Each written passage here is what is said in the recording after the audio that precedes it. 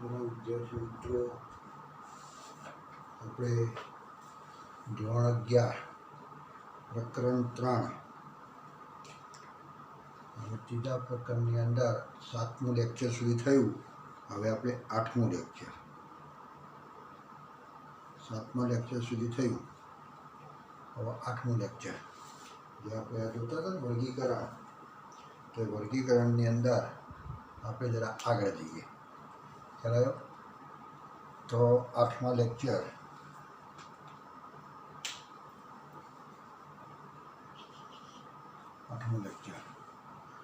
તો આપણે કોનું વર્ગીકરણ જોઈએ છીએ? તો બેન્થમ અને હુકર, અને એને વનસ્પતિ વર્ગીકરણ આપ્યું. કઈ વનસ્પતિ? તો આવૃત બીજધારી. અને એને આખો મોટો ગ્રંથ પણ રચ્યો. એ આખું વર્ગીકરણ આપી અને એમને એમનો એક ગ્રંથ પણ રચ્યો. એમ બરાબર. અને એ ગ્રંથની અંદર આ બધો ઉલ્લેખ કરેલો છે કે એના ગ્રંથની અંદર તમે જો બધું આખું વર્ગીકરણ આપેલું છે. તો એવું વર્ગીકરણ આપણે અહીંયા લખેલું છે. એમણે શું કર્યું? તો એ આવૃત બીજધારી જે વનસ્પતિ હતી, એન્જિયોસ્પર્મી જેને કહેવાય, એન્જિયોસ્પર્મી. જિમ્નોસ્પર્મી એટલે આપણે કહીશું અનાવૃત બીજધારી, કઈ? જિમ્નોસ્પર્મી. અને આ કહીશું એન્જિયોસ્પર્મી. આ એન્જિયોસ્પર્મી એને આવૃત બીજધારીને આપણે કહીશું અંગ્રેજીમાં એન્જિયોસ્પર્મી. ચાલ્યો. અને એના વર્ગ બે પાડ્યા છે, એક તો દ્વિદળી અને એકદળી. કયો? દ્વિદળી એટલે ડાયકોટિલેડોન, એટલે બે બીજપત્રો. અને એકદળી એટલે મોનોકોટિલેડોન. કોટિલેડોન એટલે બીજપત્ર એક જ હોય. હવે આ જે વર્ગો બે જે પાડે એમાં દ્વિદળી જે છે એના ઉપવર્ગ 3 આપ્યા: મુક્તદલા, યુક્તદલા અને અદલા. આમાં દલપત્રના આધારે દલપત્રો છૂટા છૂટા હોય મુક્ત, દલપત્રો જોડાયેલા હોય યુક્ત, અને દલપત્રો હોય જ નહીં તો જેને કહ્યું અદલા. ચલાયો. આ અદલા તરીકે ઓળખીશું. એના અંગ્રેજી શબ્દો પણ જરા યાદ રાખજો. અને કહીશું પોય પેટેલી. ચલાયો. પોય પેટેલી. પોય પેટેલી એટલે છૂટા છૂટા. પછી ગેમો પેટેલી એટલે જોડાયેલા. ગેમેટ એટલે જોડાયેલા છે. અને અદલા એટલે એ પેટેલી. ચલાયો. એટલે અદલા.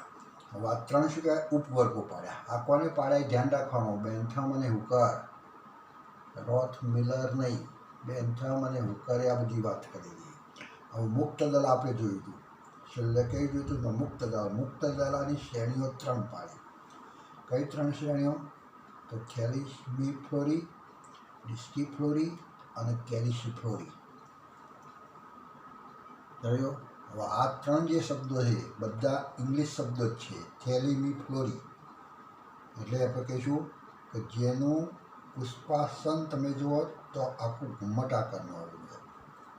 પુષ્પાસન એટલે પુષ્પ જેના પર ટેકવાયેલું છે, આખો ફૂલના જે બધા ચક્રો ગોઠવાયેલા છે તે પુષ્પાસન. એ પુષ્પાસન કેવા આકારનું? આમ ઘુમ્મટ આકારનું. આ મંદિરમાં જેમાં ઘુમ્મટ હોય ને ઉપરનો ભાગ, તેવા ઘુમ્મટ આકારનું હોય. આવું આ પુષ્પાસન છે. ચાલ્યો. એટલે આમાં બીજાશય તમે જુઓ તો એના ઉપર, પુષ્પાસનની ઉપર, બરાબર. અને એના ચક્રો ક્યાંથી ઉત્પન્ન થાય છે? તો એ જે ચક્રો ઉત્પન્ન થાય છે, કયા ચક્રો? વજ્રચક્ર, દલચક્ર, આ બધું જે જોવા મળે છે, તો તે બધું તમે જુઓ તો અહીંથી ઉત્પન્ન થાય છે. પછી આ બીજાશય આખું અંદર છે આમ. અને અહીંયાથી તમે જુઓ તો અહીંયાથી વજ્રચક્ર, આ વજ્રચક્ર, આ દલચક્ર, માનો કે આ દલચક્ર, આ પુંકેશર. ચાલ્યો. આ પુંકેશર, સ્ત્રીકેશર, એ બધું અહીંયાથી. બીજાશય ક્યાં થયું? તો બીજાશય જરા નીચે થયું. અને બીજાશય નીચે થાય છે એટલે આપણે કહીશું બીજાશય અધસ્થ. અંદર છે, ચલો અંદર નીચેની બાજુ છે, અધસ્થ કહીશું. સમજી ગયો? ત્યાં આગળ આખું ગોઠવાયેલું જોવા મળે. એના આપણે એના સૂત્રો આવશે, આપણે બધી આની ફેમિલી આવશે. અને ફેમિલી અંદર સ્ત્રીકેસર ચક્ર, કયો પુંકેસર ચક્ર, સ્ત્રીકેસર ચક્ર. એમાં સ્ત્રીકેસર ચક્ર માટે એના સૂત્રની અંદર સંજ્ઞા કઈ આપણી છે? તો જી. અને જી એટલે આપણે કહીશું સ્ત્રીકેસર ચક્ર એટલે આપણે કંઈ બીજાશય. હવે આ બીજાશય કયો છે? જો નીચે બતાવવું હોય, બીજાશય આમ નીચે બતાવવું હોય, આના પુલ કરતો નીચે બતાવવું હોય તો ઉપર લીટી. આ શું કહીશ? બીજાશય. આ જે ફૂલનો જે ભાગ છે એનાથી નીચે. જો એ ફૂલથી ઉપર હોય તો આપણે કહીશું જી અને આપણે કહીશું નીચે લીટી. એટલે જ્યારે એ સિમ્બોલ આવે ત્યારે આપણે એ બધી વાત કરીશું. પણ એ રીતે અહીંયા અધસ્થ. પછી એની અંદર શ્રેણી કેટલી?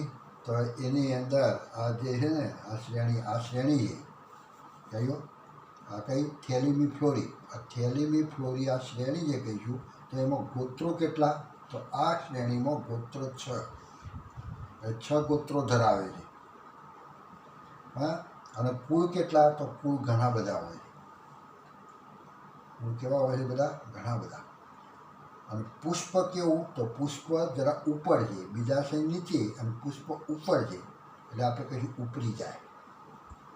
ઉપરી જાય એટલે ઉપરની બાજુએ છે, ઉપરની બાજુએ.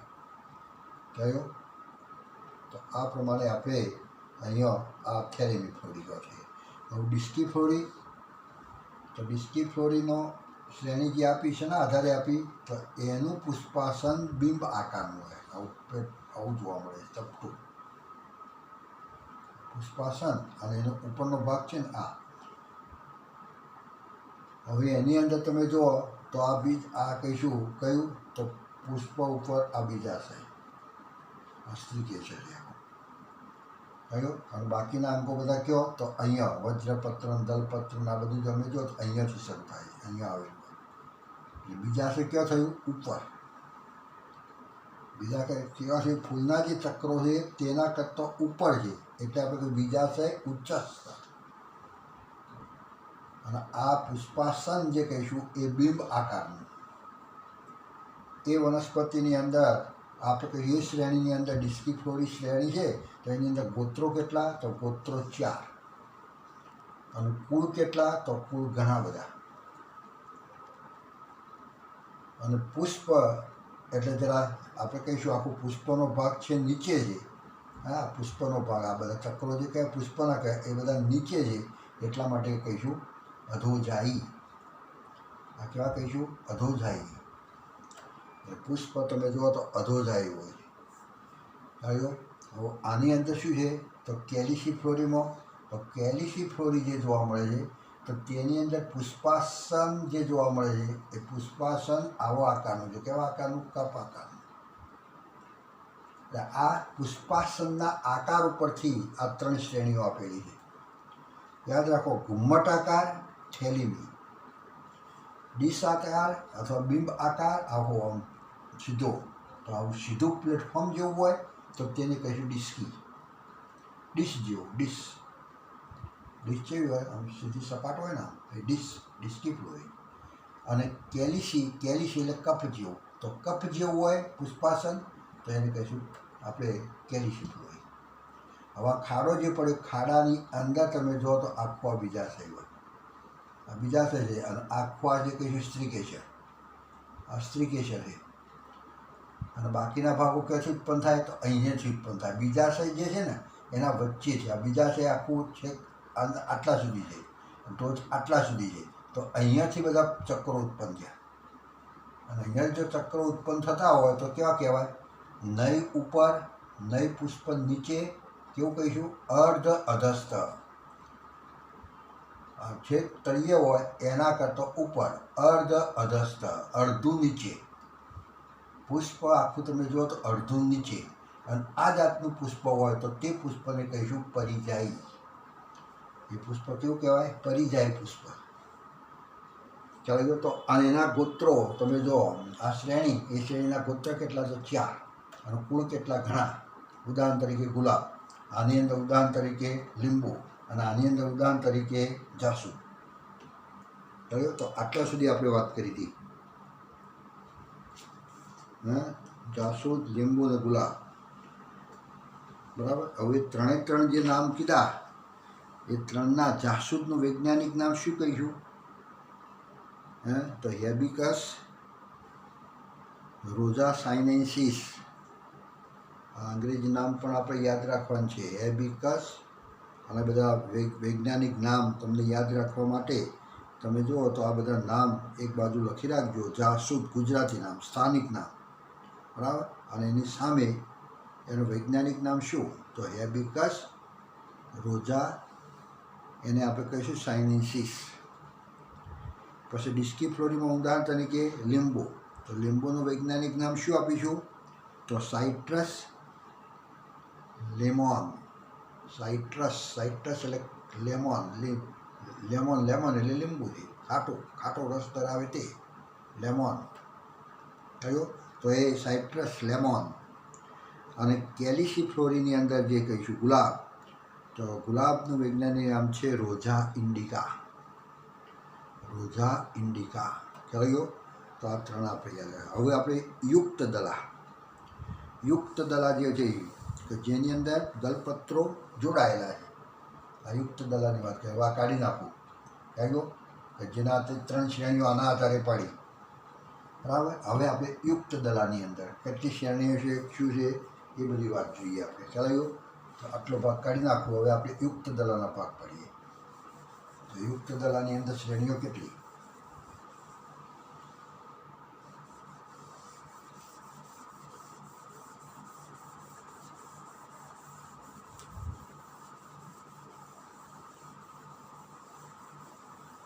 યુક્ત દલા.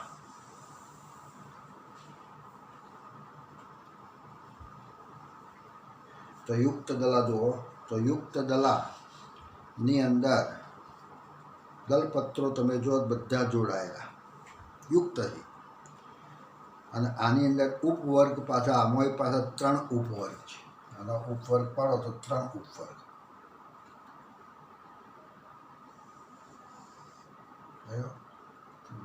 એટલે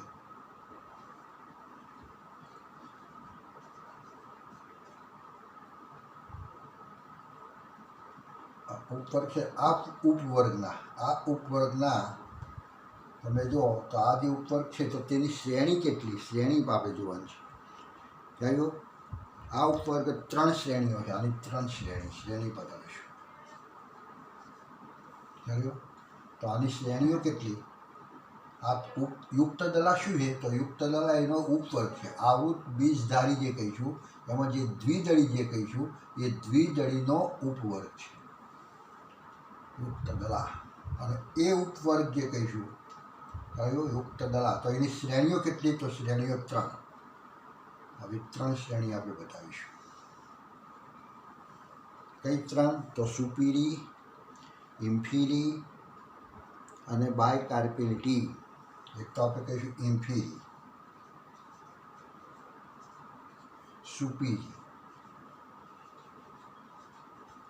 અને આપણે કહીશું બાયકાર્પેલિટી.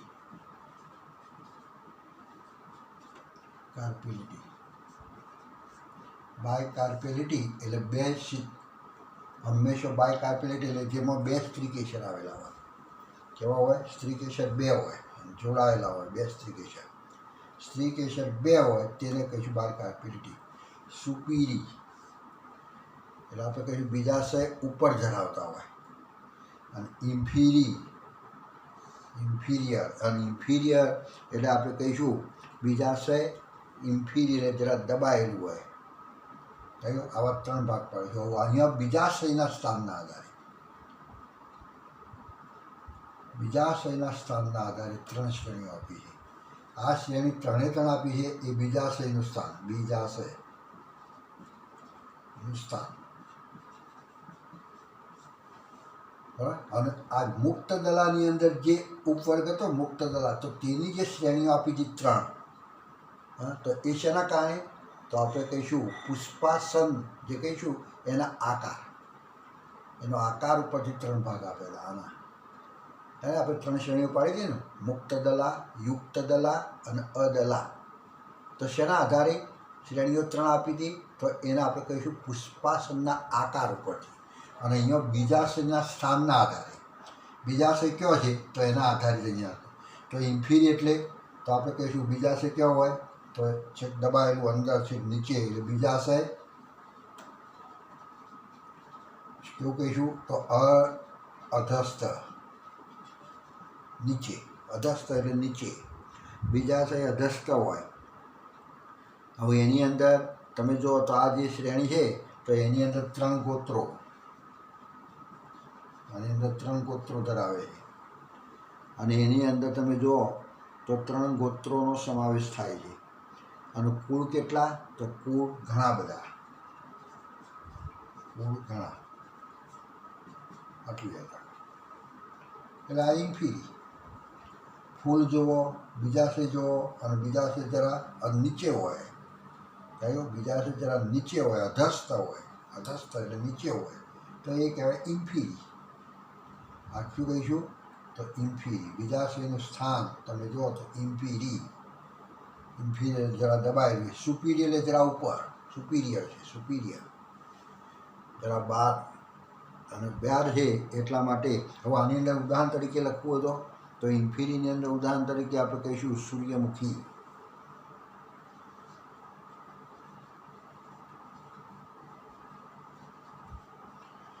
સૂર્યમુખી એટલે જે સામાન્ય છે દ્વિદળીની અંદર સૂર્યમુખી આવે છે જેની અંદર દલપત્રો જોડાયેલા હોય અને એની સ્થાનિક નામ સૂર્યમુખી અને એનું વૈજ્ઞાનિક નામ તો હેલિએન્થસ એનસ. હેલિએન્થસ, હેલિએન્થસ એનસ, હેલિએન્થસ એનસ તરીકે ઓળખીશું આપણે. કયું? ચલો આ એક વાત થઈ ગઈ. હવે આ સુપીરી, તો સુપીરી જે કહીશું એને હેટ્રોમીરી તરીકે પણ ઓળખવામાં આવે છે. આને શું કહીશું? હેટ્રોમીરી. હેટ્રોમીરી આ એનું બીજું નામ છે. સુપીરી કયો અથવા હેટ્રોમીરી. તો એમાં તમે જો તો બીજાશય, તો બીજાશય ઉચ્ચસ્થ, બીજાશય જરા ઉપર હોય, આ જેમ નીચે હોય તો આ બીજાશય જરા ઉપર હોય એટલે બીજાશય ઉચ્ચસ્થ. ઉધ્વસ્ત, ઉચ્ચસ્થ, ઉધ્વસ્ત જેને કહીશું. હા, તો આ શ્રેણીની અંદર તમે જો તો કેટલા ગોત્રો, તો એની અંદર પણ કેટલા ગોત્રો કહીશું તો 3 ગોત્રો જોવા મળે, 3 ગોત્ર ધરાવે.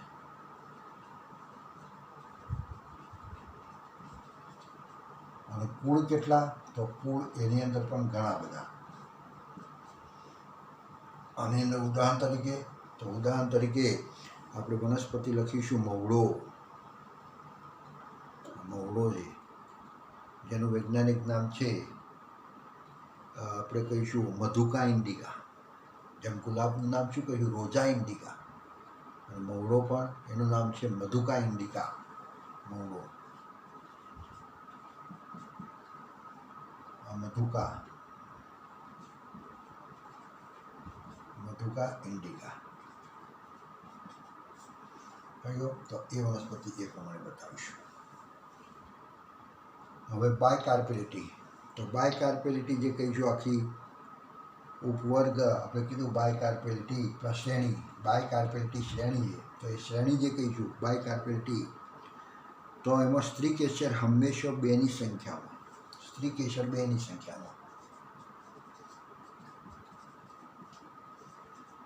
2ની સંખ્યા, સ્ત્રી કેસર 2 આવેલા હોય. ખ્યાલ 2ની સંખ્યામાં. હવે આ જે શ્રેણી છે બાયકાર્પેલિટી શ્રેણી, તો એની અંદર ગોત્રો કેટલા તો 4.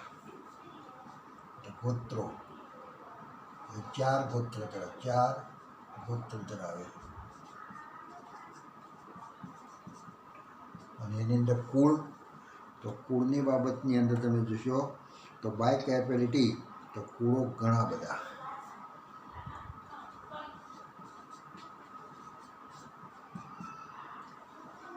બરાબર છે.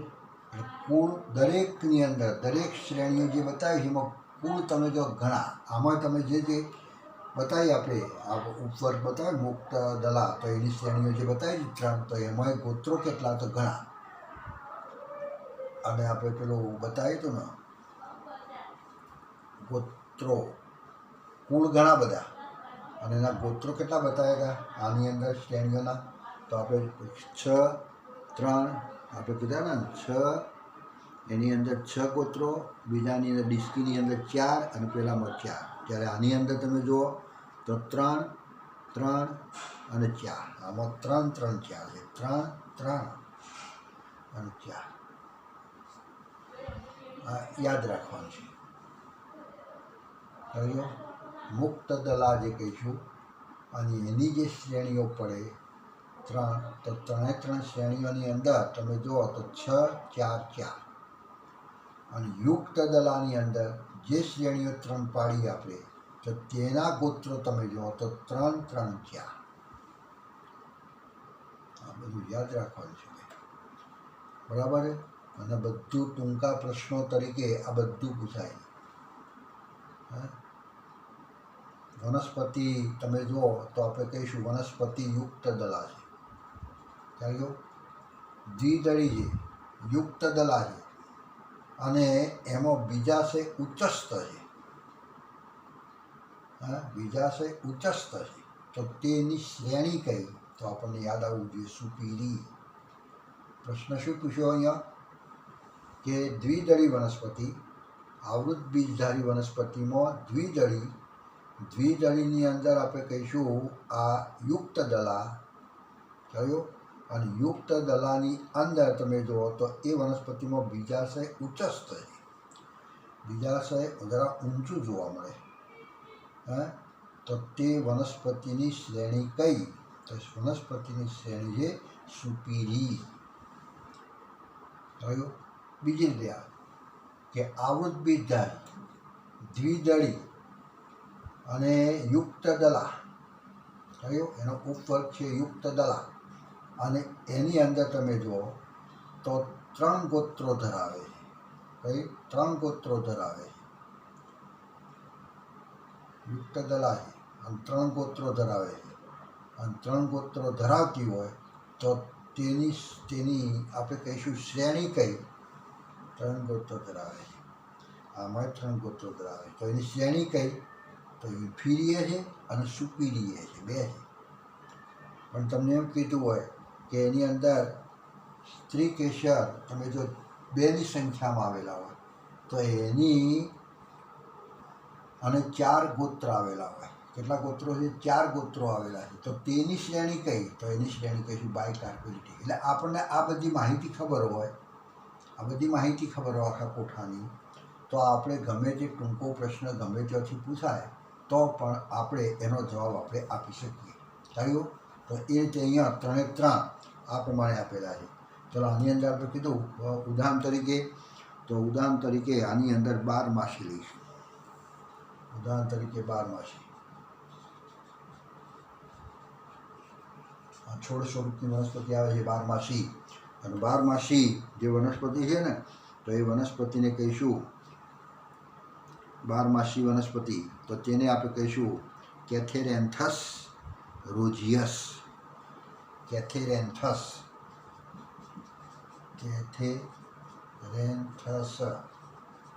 રોઝિયસ આ વૈજ્ઞાનિક નામ છે.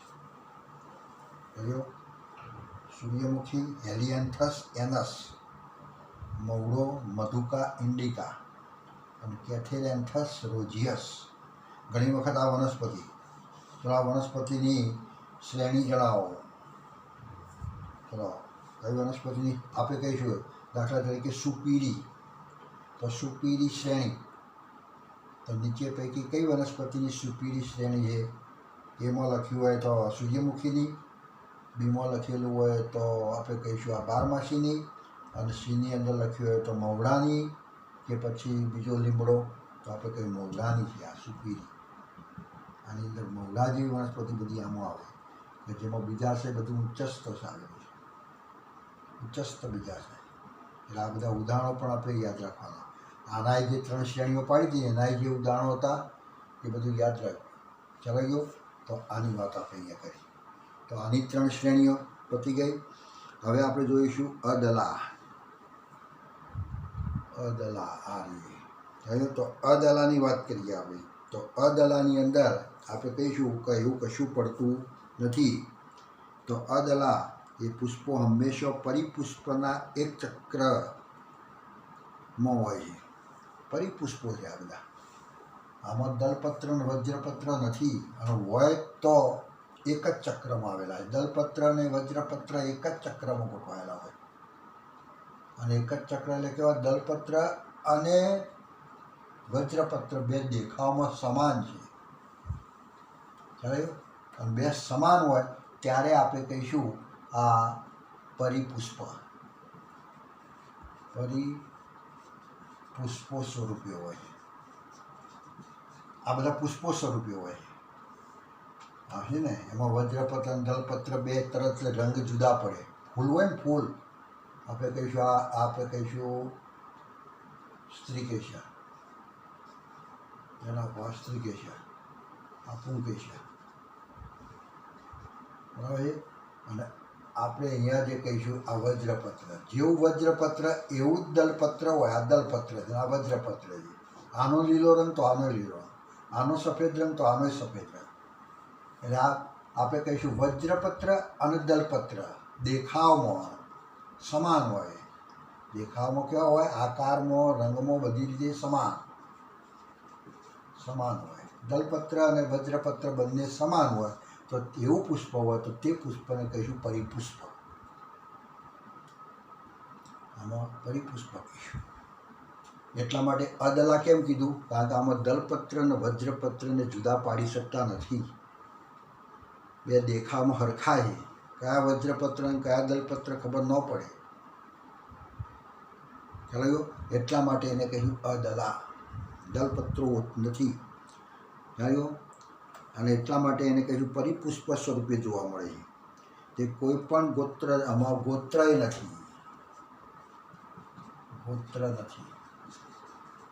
શું કહી શકતો? વજ્રપત્ર દલપત્ર નથી. નથી એટલે છે ખરા, પણ બે હરખું જ છે. એટલે આપણે જુદા નથી પાડી શકતા કે આ દલપત્રમાં આવશે કે વજ્રપત્રમાં આવશે. બે હરખું છે એટલા માટે. એટલે દલપત્રો નથી, અદલા. દલપત્ર જુદું નથી. વજ્રપત્ર અને દલપત્ર બે સમાન છે એટલે જુદું પડતું નથી. એટલે અદલા એટલે કહેવાય દલપત્રો નથી, એમાં ગોત્રોય નથી. ખ્યાલ ગયો? અને ગોત્રોય નથી, દલપત્રય નથી. ખ્યાલ? અને એની અંદર તમે જુઓ તો પરંતુ ફક્ત 8 શ્રેણીમાં અને ઘણા કુળોમાં વિભાજિત છે. એની શ્રેણીઓ કેટલી? તો આની શ્રેણીઓ તમે પાડો તો લગભગ કેટલી પડે છે? 1 2 3 4 5 6 7 ને 8. 8 શ્રેણી પડે છે. એની અંદર 8 શ્રેણી ધરાવે. આમ દરેકની અંદર 3 3 છે. આમાં 3 શ્રેણી, આમાં 3 શ્રેણી. થયું? જ્યારે અદલાની અંદર, તો અદલાની અંદર શ્રેણીઓ 8 જેટલી જોવા મળે છે. ગોત્ર નથી, પણ શ્રેણીઓની તમે જુઓ, દરેકમાં કોઈમાં 3 ને કોઈમાં 4 ને કોઈમાં 5 આવે. પાડતા હતા ને આપણે. પણ આની અંદર કોઈ શ્રેણી જોવા મળતી નથી. ગોત્ર તો નથી, અને શ્રેણીઓ 8 જેટલી જોવા મળે. જે આવું એક કુળ એટલે આપણે કહીશું અદલા. આ શ્રેણીઓ ધરાવે છે. ઉદાહરણ તરીકે કઈ વનસ્પતિ? તો બોગનવેલ. અને બોગનવેલ એમાં આપણે કહીશું બોગનવેલિયા સ્પેક્ટાબિલિસ. થયો? આની અંદર બોગનવેલ લઈશું. ઉદાહરણ તરીકે બોગનવેલ. બોગનવેલા એનું વૈજ્ઞાનિક નામ શું કહીશું? બોગનવેલિયા.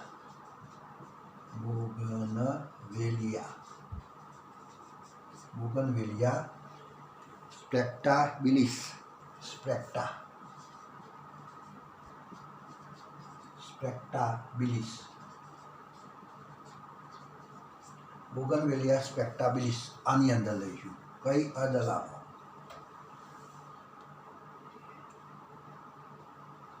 ચલો, આવૃત બીજધારી ચલીઓ. અને આવૃત બીજધારીની અંદર 8 શ્રેણીઓ ધરાવે છે, પણ ગોત્ર નથી. ગોત્ર નથી ધરાવતી અને 8 શ્રેણીઓ ધરાવે છે. થયો? તો એવી વનસ્પતિની આપણે કહીશું ઉપવર્ગ કયો? તો એનો ઉપવર્ગ છે અદલા. ઉપવર્ગ કયો? તો આપણે કહ્યું અદલા. ચલો, કયો ઉપવર્ગ છે કે જેની અંદર પુષ્પ એ પરિપુષ્પ સ્વરૂપે જોવા મળે? કયો ઉપવર્ગ છે, કયો એવો ઉપવર્ગ છે આ ત્રણમાંથી કે જેમાં દલપત્ર અને વજ્રપત્ર, દલપત્ર અને વજ્રપત્ર બંને દેખાવમાં સમાન છે અને પરિપુષ્પ સ્વરૂપે જોવા મળે, તો આપણે શું કહીશું? અદલા. ત્યારે આની અંદર તો વજ્રપત્ર અને દલપત્ર બંનેની અંદર જુદા જુદા છે, રંગ જુદા, આકાર જુદા હોય. તરત આપણે જોઈએ તો આ વજ્ર કહેવાય ને આ દલપત્ર કહેવાય, તરત ઓળખી શકીએ છીએ આ બંને ઉપવર્ગમાં. પણ આ ઉપવર્ગ જે છે એની અંદર આપણે વજ્રપત્ર અને દલપત્ર સમાન સ્વરૂપે છે, સમાન છે દેખાવમાં, એટલે આપણે જુદા પાડી શકતા નથી. એટલે માટે એને આખી ઉપવર્ગ લખ્યો અદલા. અદલામાં શ્રેણીઓ કેટલી? અદલા. તો એની આ ઉપવર્ગ છે અદલા, તો એની શ્રેણીઓ કેટલી? તો શ્રેણીઓ કેટલી પાડી? 8. આની શ્રેણીઓ કેટલી? તો 3. આની શ્રેણીઓ કેટલી? તો એમાં 3 કહેતા ને મુક્ત દલા, યુક્ત દલા, સોરી આની અંદર આપણે કહેતા હતા ને પેલી ઘુમ્મટાકાર, અને એને આપણે થેલીમી ફ્લોરી, પછી ડિસ્કી ફ્લોરી અને કેલિસી ફ્લોરી, આ 3 આપણે ભાગ પાડતા હતા. મુક્ત દલાની આપણે કઈ શ્રેણીઓ, એટલે આની શ્રેણીઓ કઈ, આની શ્રેણીઓ કઈ અને આની શ્રેણીઓ કઈ, આ બધું નામ આવડવા જોઈએ. કારણ તો આપણે આ પ્રમાણે કર્યું. તો આ રીતે આપણે કહીશું દ્વિદળીનો ભાગ પૂરો કર્યો. દ્વિદળીના 3 ભાગ પૂરા કર્યા, એની બધાની શ્રેણીઓ પણ પૂરી કરી, 3ની કર્યો. હવે આપણે આખો એક ભાગ લઈશું એક દળીનો. તો એક દળી વનસ્પતિ કોને કહીશું? તો આપણે કહીશું આની અંદર એક દળી, તો ભ્રૂણ એક બીજપત્ર. આની અંદર એક દળી કેમ કીધું? તો આપણે કહીશું બીજપત્ર એક, બીજપત્ર એક જ હોય. ધાન્ય વનસ્પતિ જે આવે ને, અનાજ, ઘઉં, બાજરી, જવ, ચોખા, બંટી, હા, આ બધી જે વનસ્પતિઓ આવે તે બધી વનસ્પતિ આપણે કહીશું એક દળી. એક દળી એટલે બીજપત્ર એક ધરાવે. હજુ સ્પષ્ટ કહેવું હોય તે રીતે કહી શકાય કે બીજને દળો અથવા બીજને ભાગો તો 2 ફાડ પડે ને, 2 હરખા ટુકડા થાય ને, 2 હરખા ટુકડા, તો આપણે કહીએ દ્વિદળી. અને એને ભાગતો, તોડતો એનો જરદો થઈ જાય, લોટ થઈ જાય, એને દળો તો લોટ થઈ જાય. મગને ભાગો, ઘંટીની અંદર મગને આમ પીસો, 2 પૈડો પથ્થર ન હોય એના વચ્ચે મગને મૂકી અને થોડું ફેરવો, અને થોડું આમ ફેરવો અને થોડું પીસો તો એની સીધી દાળ બને, મગની દાળ, તુવરની દાળ, 2 ટુકડા જ થાય. અને એમ કહીને આપણે દાળ બનાવીએ છીએ. ચલો જો કાચી દાળ એટલે આપણે કહીએ 2 ટુકડા, સરખા ટુકડા પડી જાય તો એ બધી દ્વિદળી. અને જેનો લોટ થઈ જાય, જરદો થઈ જાય, ભૂકો થઈ જાય તો એને આપણે કહીશું એક દળી. કારણ કે બીજપત્ર એક જ છે, 2 હરખા ટુકડામાં ભાગ થતા નથી, તો એ બધી એક દળી વનસ્પતિ. બીજપત્ર એક જ હોય, બસ બીજપત્ર એક જ ધરાવે. એમાં પુષ્પો તમે જુઓ તો ત્રિઅવયવી, એમાં પુષ્પો તમે જુઓ 3 અવયવો હોય. પુષ્પ ત્રિઅવયવી, 3 અવયવો હોય. વજ્રપત્ર, દલપત્ર અને સ્ત્રીકેશર કે પુંકેશર. એ આવશ્યક ચક્રો જે કહીશું ને, આવશ્યક ચક્ર એટલે ક્યાં કહીશું? તો પુંકેશર અને સ્ત્રીકેશર, આ 2માંથી એક. અને વજ્રપત્ર, દલપત્ર તો ખરા જ, તો એ બધા આપણે કહીશું એક દળી. પુષ્પો ત્રિઅવયવી હોય, એમાં પુષ્પો બધા ત્રિઅવયવી. તો પત્તો તમે જુઓ, એનો પત્તો, કોઈ પણ એક દળી વનસ્પતિ એના પર્ણો, તો પર્ણોની અંદર જે નસો હોય છે, શિરાવિન્યાસ, એ શિરાવિન્યાસ સમાંતર જોવા મળે, સમાંતર શિરાવિન્યાસ. એમાં નસોની અંદર શિરાવિન્યાસ સમાંતર, આખું પત્તું હોય ને, આમ પત્તું, લાંબુ પત્તું હોય, અને એમાં મુખ્ય શિરા હોય, અને એની સમાંતર બધી બીજી શિરાઓ ગોઠવાયેલી, આમ સમાંતર હોય, સમાંતર શિરા હોય. નસો આ રીતે હોય, સમાંતર એકબીજાને. જ્યારે દ્વિદળીની અંદર પર્ણ કેવા હોય? તો એનું પત્તું આ પ્રમાણે હોય, પત્તું આ પ્રમાણે, એમાંથી આવી નસો હોય, આમ હોય છે, એનાય ફોટા પડે, એનાય ફોટા પડે, એનાય ફોટા પડે, અને આખું ઝાલાકાર શિરાવિન્યાસ. આપણે કેવું કહીશું પત્તાની અંદર? શિરાવિન્યાસ ઝાલાકાર. પત્તો આમ અધ્ધર કરીને આપણે કહી શકીએ કે આમ જો શિરાઓ બધી આમ જેમ તેમ ગોઠવાયેલી છે, ઝાલાની જેમ ગોઠવાયેલી છે, ઝાલાકાર એટલે આપણે દ્વિદળી. અને પત્તો આમ અધ્ધર કરીને જુઓ તો એની અંદર બધી શિરાઓ સીધી ગોઠવાયેલી હોય, સમાંતર ગોઠવાયેલી હોય, તો એ બધી આપણે કહીશું એક દળી. તો આવી એક દળી વનસ્પતિ છે. અને એની અંદર વાહીપુલો તમે જોશો તો વાહીપુલો સહસ્ત અને અવર્ધમાન. આ એક દળી વનસ્પતિ છે, 1 વર્ષે આવ્યું લગભગ. કયો? એટલે એની અંદર વાહીપુલ જે કહેવાય, વાહીપુલો જલવાક જ્ઞાનવાક સાથે હોય છે એટલા માટે સહસ્ત એ સાથે હોય. અને બંચ બનેલા જુદા જુદા નહીં, એ સાથે સહસ્ત છે. અને બેના વચ્ચે એધા નથી, વર્ધમાન પેશી નથી, એધા, એટલા માટે અવર્ધમાન છે. સહસ્ત અને અવર્ધમાન. સહસ્ત અને અવર્ધમાન વાહીપુલ. તો વાહીપુલની દ્રષ્ટિએ એ પ્રમાણે જોવા મળે. અને આની અંદર ઉદાહરણ લખવું શું લખીશું? તો મકાઈ. આમાં ઉદાહરણ તરીકે મકાઈ, અને ઘઉં, બાજરી, જવ, બંટી, ચોખા, આ બધી એક દળી વનસ્પતિ છે કે જેના 2 ભાગ થતા નથી, 2 બીજપત્રો નથી એવી. તો એ બધી આપણે આમાં લખીશું. તો આ વર્ગ જે કીધો એક દળી વર્ગ, હે, પણ એમાં પણ કોઈ ગોત્ર ધરાવતા નથી, એમાં ગોત્રો નહીં, પરંતુ તે ઘણા બધા કુળ ધરાવતી હોય. ગોત્ર નથી આમાં લખવાનું, તો આની અંદર ગોત્ર નથી, ગોત્ર નથી. ચલો, ગોત્ર ન ધરાવતી કયા છે? તો આપણે કહીશું એક તો આપણે કીધું ગોત્રો ધરાવતી નથી. કયા કહીશું? તો આપણે કઈ લીધી? ગોત્રો ના ધરાવતો એક દળી, એક તો ગોત્રો નથી. પછી બીજું આપણે કીધું ગોત્રો નથી, અદલા. આમાં ગોત્રો નથી, જો અદલા. તો અદલામાં પણ ગોત્રો નથી. કયું? આ અદલા શું છે? તો ઉપવર્ગ. તો ઉપવર્ગ અદલામાં ગોત્રો નથી. અને આ શું કહીશું? એક દળી. તો આમાં ગોત્રો નથી. તો એક દળી શું છે? તો એક દળી વર્ગ છે. તો એક દળી વર્ગ ધરાવતી વનસ્પતિમાં ગોત્રો નથી, એમાં ગોત્રો નથી. એટલે ગોત્રો ધરાવતી નથી, પણ એની અંદર 7 શ્રેણીઓમાં વિભાજ.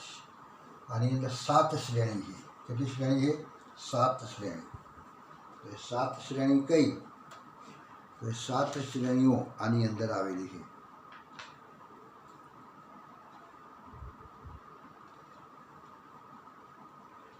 તો એવી વનસ્પતિ આપણે કઈ 7 શ્રેણીઓ ધરાવે છે.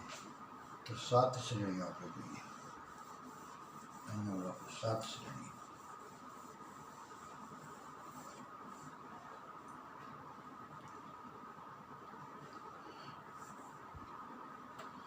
એક દળી વનસ્પતિ, એમાં ગોત્રો નથી, બરાબર છે, પણ એની અંદર 7 શ્રેણીઓ જોવા મળે. એક દળીમાં શું કીધું? ગોત્રો નથી, પણ શ્રેણી 7 શ્રેણી.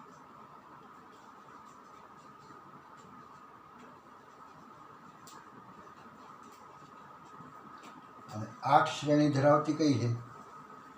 8 શ્રેણી. તો 8 શ્રેણી ધરાવતી કઈ કહીશું? તો અદલા. અદલા જે કહીશું તો તેની અંદર 8 શ્રેણીમાં વિભાજિત છે. જ્યારે એક દળી જે કહીશું, આ વર્ગ કહેવાય એક દળી, તો તેની અંદર શ્રેણીઓ કેટલી? તો 7 શ્રેણીઓ. 7 શ્રેણીઓ જોવા મળે. એમાં 7 શ્રેણીઓ તરીકે એક કઈ શ્રેણી કહીશું? તો માઇક્રોસ્પર્મી, એપિગાયની. કયો? હે, માઇક્રોસ્પર્મી.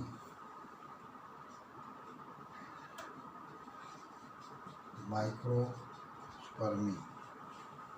બીજી આપણે કહીશું એપિગાયની.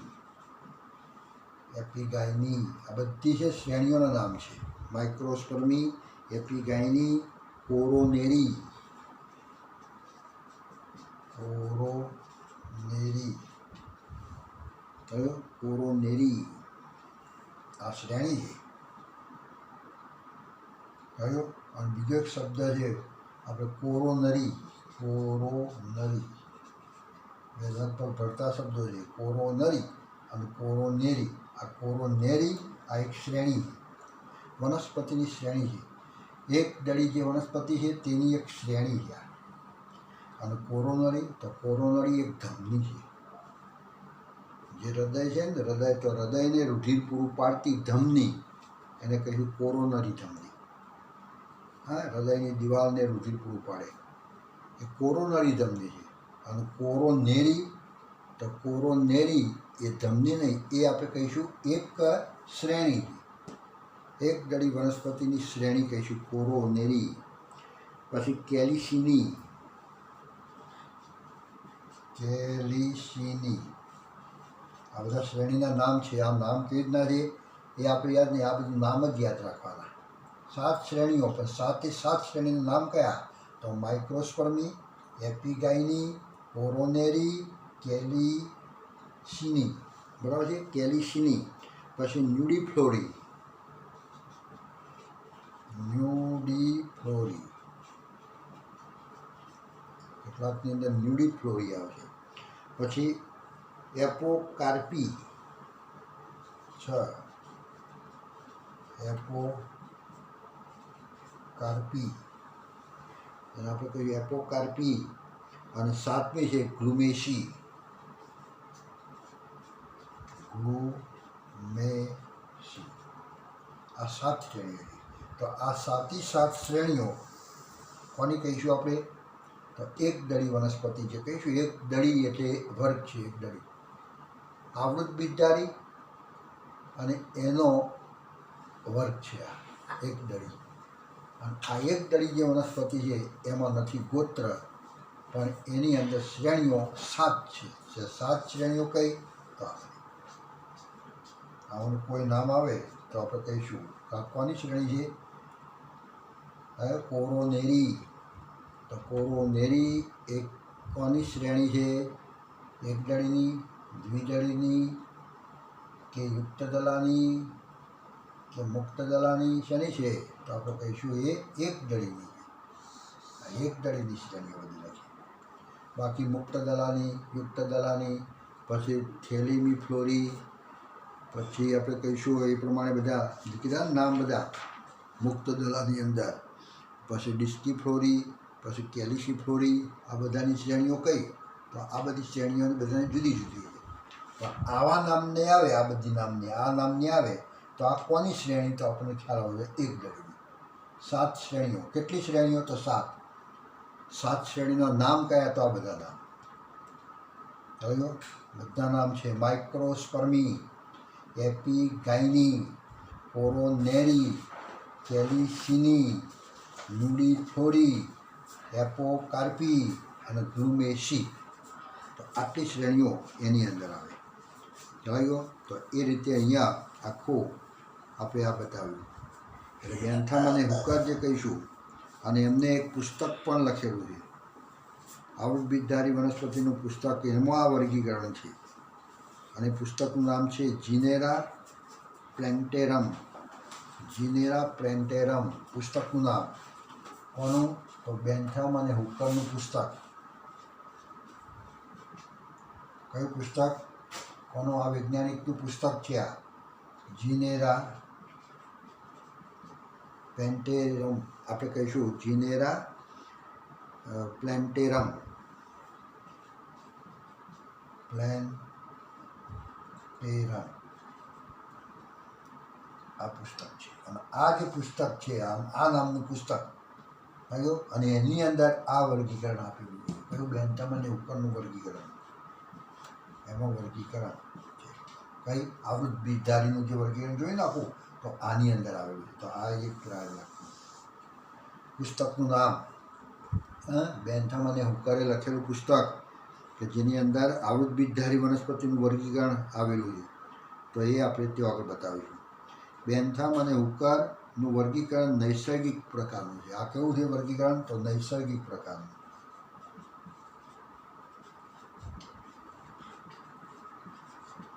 બહારના લક્ષણોથી પાડેલું વર્ગીકરણ. બહારના લક્ષણોથી જે વર્ગીકરણ કરવામાં આવે ને, થોડા બાહ્ય લક્ષણો તો એ નૈસર્ગિક હોય. કૃત્રિમની અંદર બહારના અને અંદરના બે લક્ષણો લેવામાં આવે, આ કૃત્રિમ વર્ગીકરણ. અને ઉદ્વિકાસીય વર્ગીકરણ આપણે કહીએ ઉદ્વિકાસીય એટલે લગભગ બહારનું અંદરનું અને ઉદ્વિકાસની દ્રષ્ટિ પણ આવે, જાતિ વિકાસ પણ એમાં જોવા મળતો હોય. એમાં આઇકલરનું ને આપણે જે પેલું કહ્યું હતું ને આઇકલરનું વર્ગીકરણને આપણે શું કીધું હતું, વીટેકરનું વર્ગીકરણ, પાંચ સૃષ્ટિ વર્ગીકરણ, આ બધા કેવા છે? તો એ વર્ગીકરણની અંદર તમે જો અંદરની રચના, બહારની રચના અને એનો ઉદ્વિકાસ પણ રજૂ થાય છે, જાતિ વિકાસ પણ જોવા મળે છે. એટલે બધા ઉદ્વિકાસીય વર્ગીકરણ છે. અને આનું વર્ગીકરણ કયું કહીશું? બેન્થમ અને હુકરે જે આપ્યું છે તે તો એ નૈસર્ગિક વર્ગીકરણ છે.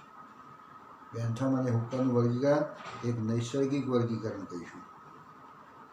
ખ્યાલ.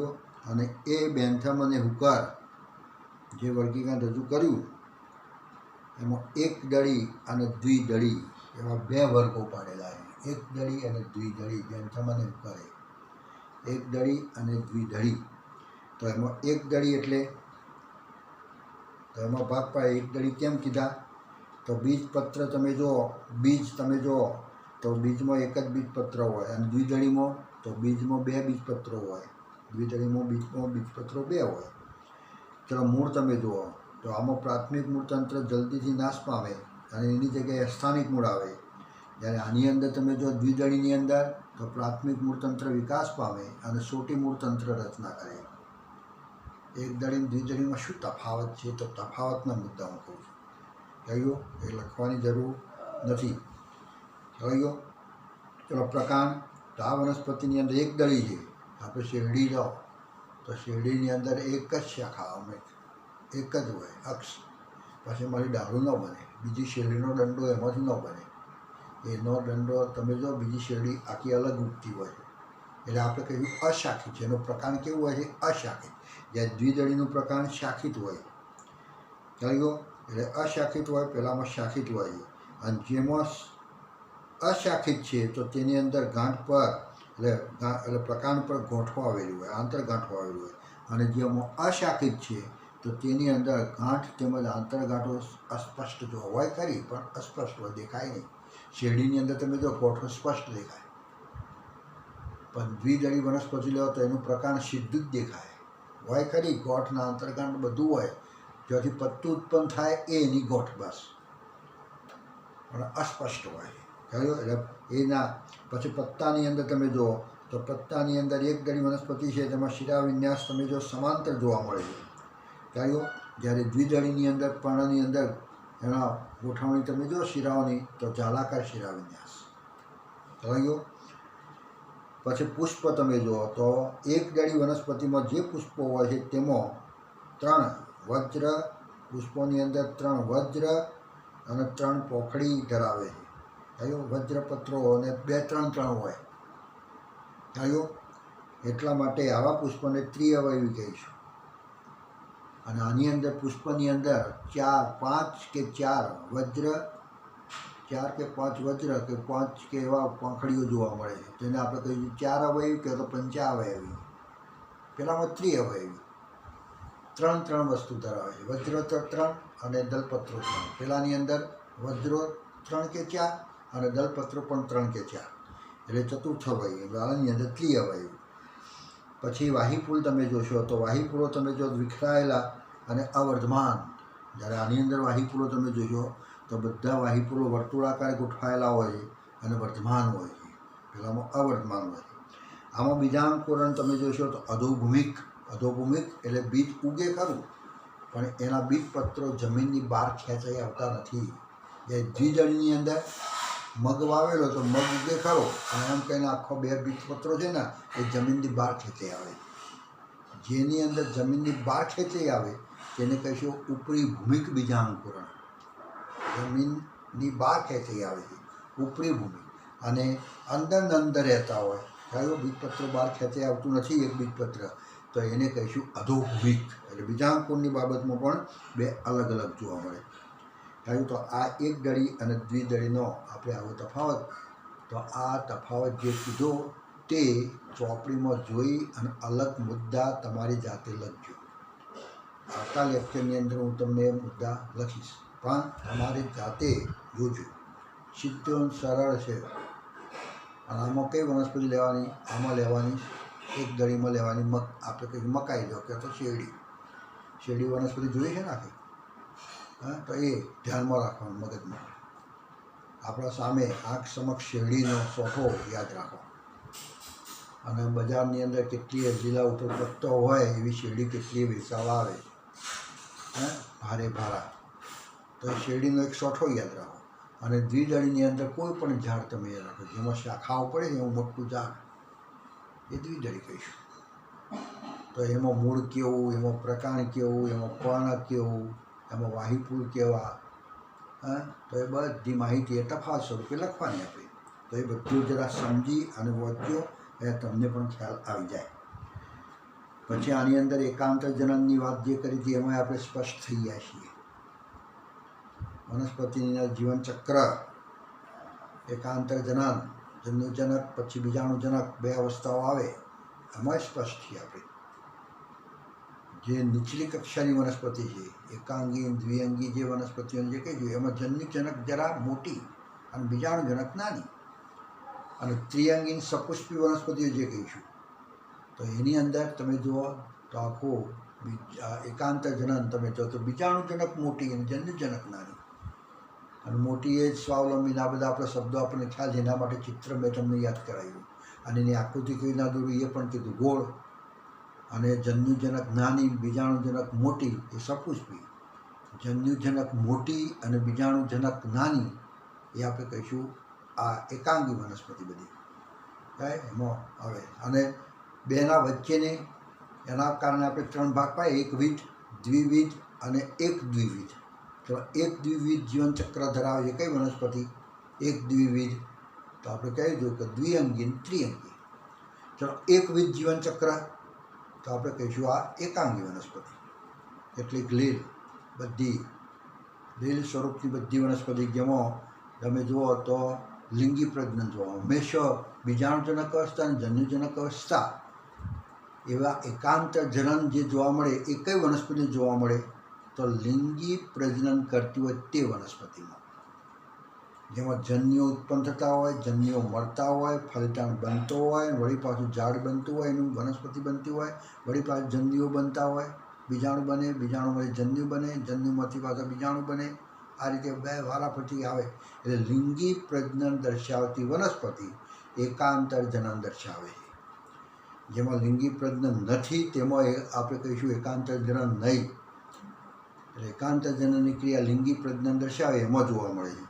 તો આવી આપણે સ્પષ્ટ ત્રણ જીવનચક્રો આપણે જોયા હતા. કયો? દ્વિવિધ ને એકવિધ ને. એકવિધમાં બધી લીલ, દ્વિવિધની અંદર બધી સપુષ્પી વનસ્પતિ, આવૃતધારી, અનાવૃત. અને અપવાદ રૂપે ફ્યુકસ કરીને આપણે એક લીલ લીધી હતી, એમાં લીલ આવે. અને એક દ્વિવિધની અંદર તો એની અંદર દ્વિઅંગી અને ત્રિઅંગી, અને એની અંદર પણ કેટલીક લીલ ભાગ લે છે. એટલે લગભગ લીલ જે કહી છે એમાં ત્રણ પ્રકારનું જોવા મળે. કેટલીક લીલ તમે જો એકવિધ, કેટલીક લીલ તમે જો ફ્યુકસ કરીને તમે કહો દ્વિવિધ છે, અને કેટલીક લીલ છે આપણે કહીશું ઓક્ટોકાર્પસ, હા, આવી એક લીલ, હા, ઓક્ટોકાર્પસ. પછી દરિયાઈ આપણે કહીશું ઘાસ. તો આ બધા જે કહીશું તો તેની અંદર તમે જુઓ તો એક દ્વિવિધ જોવા મળે. એક દ્વિવિધ બે પ્રકારનું જોવા મળે. એટલે લીલ ત્રણ પ્રકારના જીવનચક્રમાં લગભગ આવે છે. હા, એમાં એનો મોટો ભાગ કયો? મોટા ભાગનું લીલમાં મોટા ભાગનું જીવનચક્ર કયું? તો એકવિધ. પણ ફ્યુકસ કરીને લીલ જે કહીશું તો એની અંદર જીવનચક્ર કેવું? તો એની અંદર દ્વિવિધ. પછી ઓક્ટોકાર્પસ કરીને જે આવે છે લીલ, તો એ લીલની અંદર જીવનચક્ર કેવું? તો એની અંદર એક દ્વિવિધ. આવ્યો? આવું આપણે લીલની અંદર એટલે આપણે આખી બધી જીવનચક્ર હેપ્લોઇડ અને ડિપ્લોઇડ, એકવિધ અને દ્વિવિધ.